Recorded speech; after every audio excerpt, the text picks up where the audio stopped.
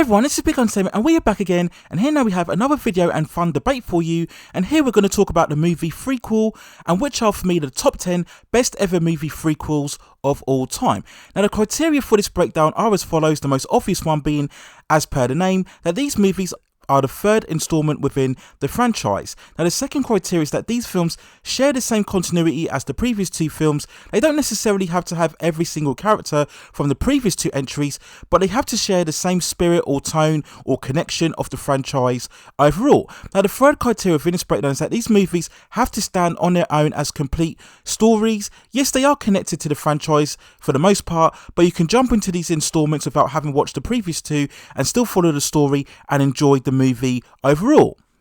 And of course, the last criteria within this breakdown is that these third installments are in many ways just as good as the previous two, or perhaps even superior to them in some sort of capacity, and indeed it's a very rare occasion that the third film is indeed superior to the previous two installments, but that will be another major element in terms of the breakdown and the films overall within this list. So here we go then with what I believe are the top 10 Threequels of all time. If you have any other suggestions within these breakdowns, or you'd like to have me break down any other lists, then let me know in the comments and we can discuss further. So here we go then with what I believe are the top 10 greatest ever movie Threequels of all time. So the first entry on this list at number 10, and that is Back to the Future Part 3 from 1990. The third and final installment of Marty and Doc's adventures find themselves this time in the 1886 Wild West times, as Marty has to save Doc's life from a shootout duel. Much smaller in scale and expansiveness from the second film, but there still remains the same sense of fun, adventure and comedy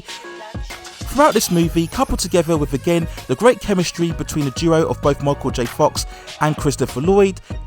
and culminating in a superb train chase climax. All of these elements make Part 3 a fine, entertaining and very much of a rewatchable entry in one of the last remaining classic trilogies from the 1980s, and we all hope it stays that way, to be honest with you. So a great opening entry on this list and a fine conclusion to a great trilogy overall, and that is Back to the Future Part 3. We go on to number 9 on this list, and that is Die Hard with a Vengeance from 1995. The third of John McClane's adventures finds himself partnered with Samuel L. Jackson's Zeus in a dangerous game of locating bombs which have been set all over the city by avenging terrorist Simon Gruber, excellently played by Jeremy Irons. By shifting the plot to daytime and expanding the action all over the city, the third film was certainly a shake-up within the franchise narrative, giving altogether a much more different, fresher tone from which the movie completely stands on its own. And with the great chemistry and performances from all of the lead actors, this entry provides plenty of great twists and turns and lively action and humour, capping off yet again a great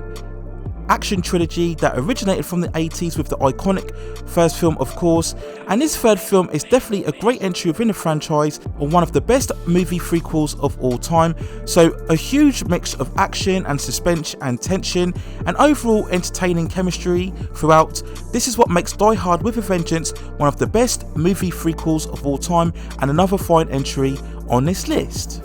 We go on to number 8 on this list, and that is the Bourne Ultimatum from 2007. The third installment of Jason Bourne's adventures finds the ex-spy still on the run from the CIA and making the final stages of his discovery of his origin, containing every bit the electric pace and intensity of the previous two installments, with standout action sequences including a one-on-one fight with an assassin, and then later on a spectacular car chase sequence. It does indeed share the same qualities of the Bourne Supremacy. It probably has the more satisfying conclusion as the second installment.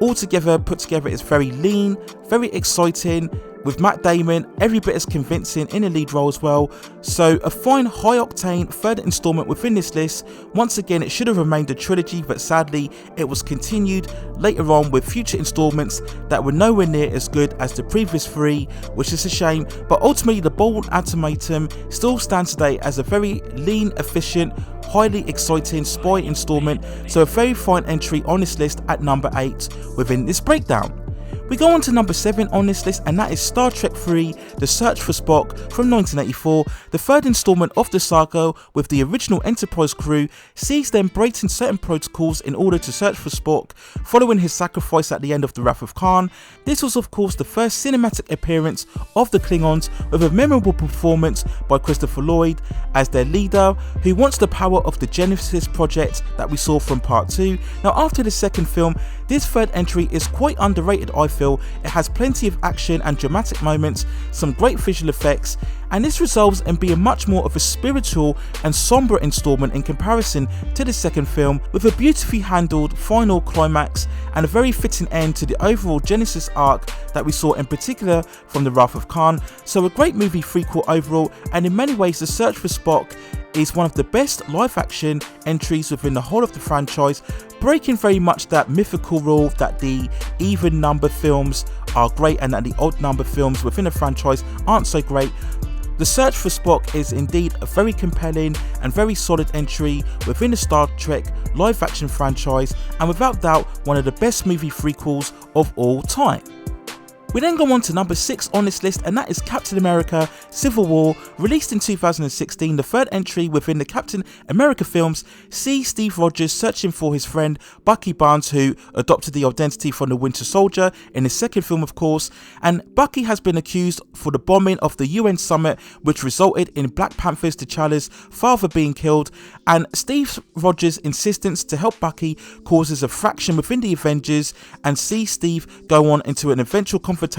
with Tony Stark as Iron Man. Now, this superb, exciting entry within the MCU is an adaptation of the classic Civil War comic book storyline arc, and balances compelling themes of friendship, revenge, and takes a serious look at whether superheroes should be regulated. It of course stands out for that exhilarating airport battle where the Avengers go up against one another. It's a marvellous exhibition of a big screen comic book adventure brought to life, very much feeling more like an Avengers movie rather than a Captain America movie, but still overall Captain America: Civil War is a great comic book movie, and without that one of the elite and best entries within all of the Marvel Cinematic Universe. We then go on to number 5 on this list, and that is Indiana Jones and the Last Crusade from 1989, the exciting third installment of cinema's most famous archaeologist. Indiana Jones sees him teaming up this time with his father, played by Sean Connery, battling against the Nazis to find the Holy Grail. Going for a far more lighter tone following the darker edge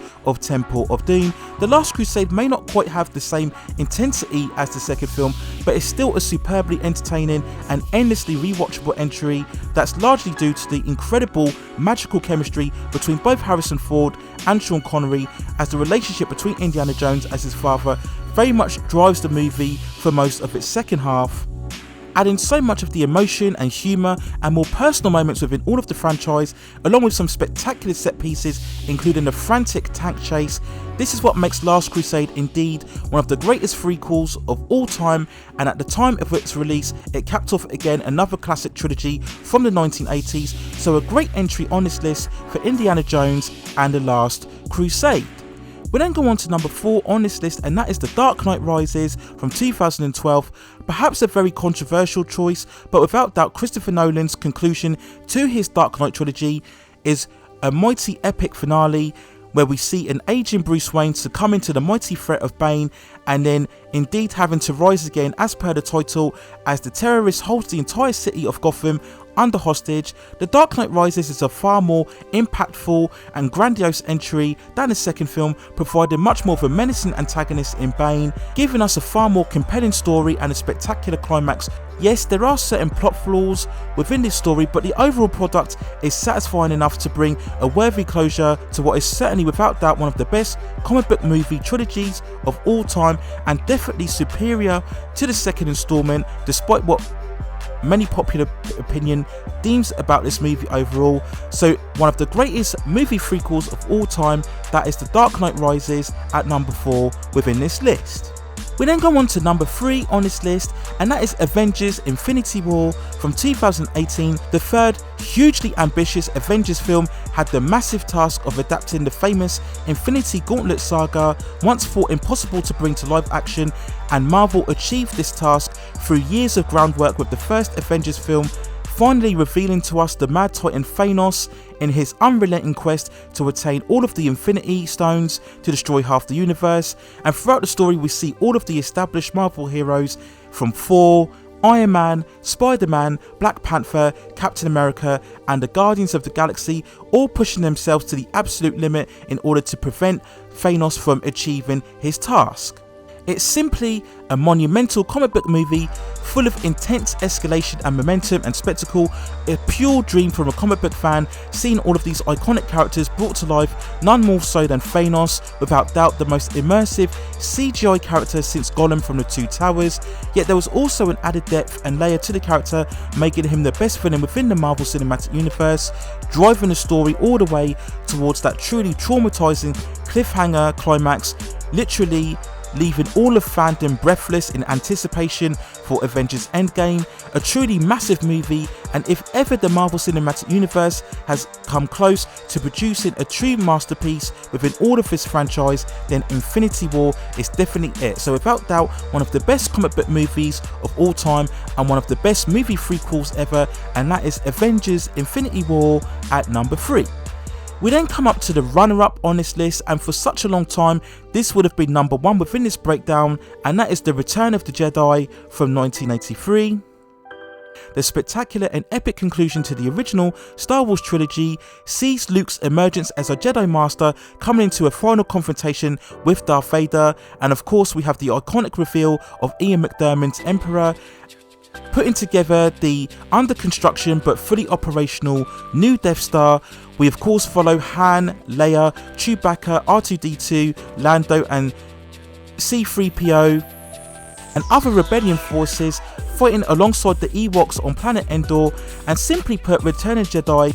is an epic finale that has everything from excitement, drama, and it's so much fun to watch. Now many fans will view Return of the Jedi as a step down from The Empire Strikes Back, but I'm sorry to say that actually Return of the Jedi is an elevation from that second film. There's just far more spectacle and exhilaration, especially in the last 20 minutes with the incredible space battles, joined together with Luke finally unleashing his full power. Everything is so iconic, so euphoric, along with John Williams' classical musical score, which is still transcendent as ever. Return of the Jedi is truly a great example of how to close a great trilogy, and as mentioned before, it was for such a long time the best conclusion to an overall trilogy ever, but as it remains, it is the runner-up within this list, but still, however, one of the greatest ever movie prequels of all time, and that is The Return of the Jedi at number 2.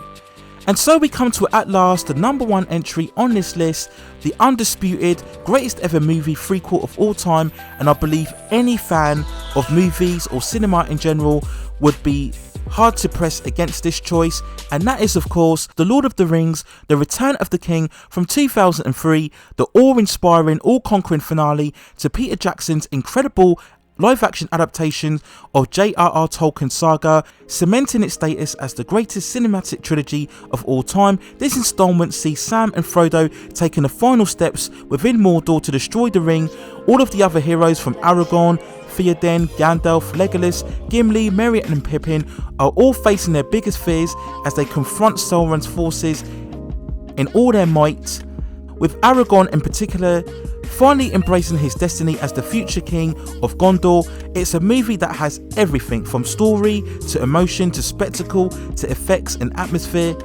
Everything is done and elevated to such a stratospheric standard. The battle on Pelennor Fields still remains today the most jaw-dropping spectacle seen within all of cinema and entertainment, and it simply typifies the film itself, which is the literal definition of an epic. The near 4-hour runtime is compelling throughout, despite the many multiple endings. The Return of the King remains the ultimate conclusion to the greatest cinematic trilogy and ultimately the greatest movie prequel of all time. No doubt about it, I'll be happy to argue with anybody, but without question, The Return of the King still remains for me the most perfect, epic movie making and the ultimate conclusion to the franchise, and that's why when combining all of these elements throughout the film, Return of the King remains the greatest movie prequel of all time.